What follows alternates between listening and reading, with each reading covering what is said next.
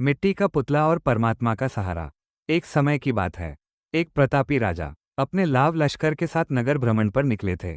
चलते चलते उनकी दृष्टि सड़क किनारे बैठे एक छोटे से बालक पर पड़ी। वो बालक मिट्टी के छोटे छोटे पुतले बना रहा था। राजा ने देखा कि बालक एक पुतला बनाता, उसके कान में कुछ बुदबुदाता और फिर उसे तोड़कर वापस मिट्टी में मिला देता। राजा को बड़ा कौतूहल हुआ। उन्होंने अपना रथ रुकवाया और बालक के पास जाकर पूछा, बेटा, तुम ये क्या कर रहे हो? इतनी मेहनत से खिलौना बनाते हो और फिर उसे नष्ट कर देते हो? बालक ने बड़ी मासूमियत और गंभीरता से उत्तर दिया, राजन, मैं इन मिट्टी के पुतलों के कान में पूछता हूँ कि क्या तुमने कभी उस परमात्मा का नाम लिया? क्या कभी राम नाम जपा? जब ये कोई उत्तर नहीं देते, तो मैं इन्हें वापस मिट्टी में मिला देता हूँ, क्योंकि बिना भक्ति के ये शरीर केवल मिट्टी का ढेर है। बालक की इतनी छोटी उम्र में इतनी गहरी और आध्यात्मिक बात सुनकर राजा दंग रह गए। उन्हें लगा कि यह कोई साधारण बालक नहीं, बल्कि कोई सुलझी हुई आत्मा है। राजा ने कहा, बालक, तुम बहुत ज्ञानी हो। क्या तुम मेरे साथ राजमहल चलोगे? वहां तुम्हें सुख सुविधाएं और राजसी ठाट बाट मिलेंगे। बालक ने मुस्कुराते हुए कहा, मैं चलने को तैयार हूं महाराज, किंतु मेरी 4 शर्तें हैं।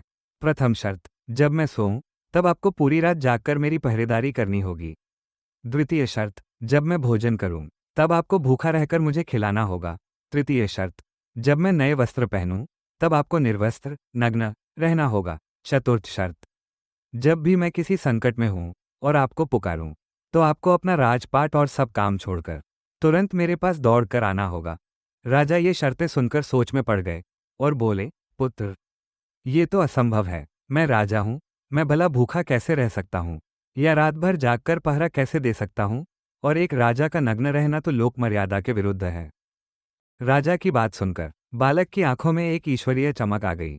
उसने शांति से कहा, राजन, फिर मैं उस परमात्मा का साथ छोड़कर आपके पास क्यों जाऊं? मेरा वो ईश्वर खुद जागता है ताकि मैं चैन की नींद सो सकूं। वो खुद भूखा रहकर मेरा पेट भरता है। वह निर्गुण और निराकार रहकर मुझे सुंदर वस्त्रों से ढकता है। और सबसे बड़ी बात, जब भी मैं विपत्ति में होता हूँ, वह अपने सारे काम छोड़कर बिना बुलाए ही नंगे पांव मेरी रक्षा के लिए दौड़ा चला आता है। राजा बालक के चरणों में झुक गए। उन्हें समझ आ गया कि जो सुख और सुरक्षा परमात्मा के शरणागत होने में है, वह संसार के किसी वैभव में नहीं। ये कथा हमें जीवन के सबसे बड़े सत्य से परिचित कराती है। हम सोचते हैं कि हम अपनों का पालन पोषण कर रहे हैं, पर वास्तव में वो परमपिता ही है जो सबका ध्यान रख रहा है। ईश्वर भक्त के लिए हर मर्यादा तोड़ देते हैं। जैसे उन्होंने द्रौपदी की लाज बचाई, प्रहलाद के लिए खंभा चीरा और गजराज की पुकार पर नंगे पांव दौड़े। बिना ईश्वर के नाम के ये जीवन मिट्टी के समान है। जिसे हम अपना अहंकार समझते हैं, वो अंततः मिट्टी में ही मिल जाना है।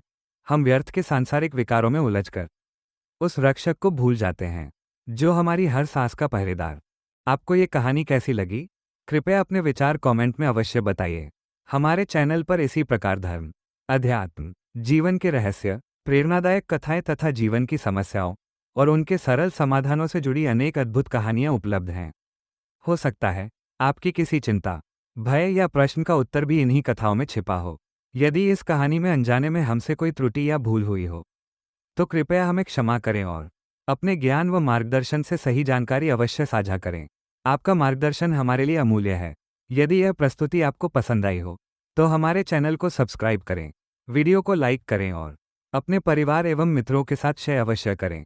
आपका प्रेम और समर्थन ही हमारी सबसे बड़ी प्रेरणा है। धन्यवाद।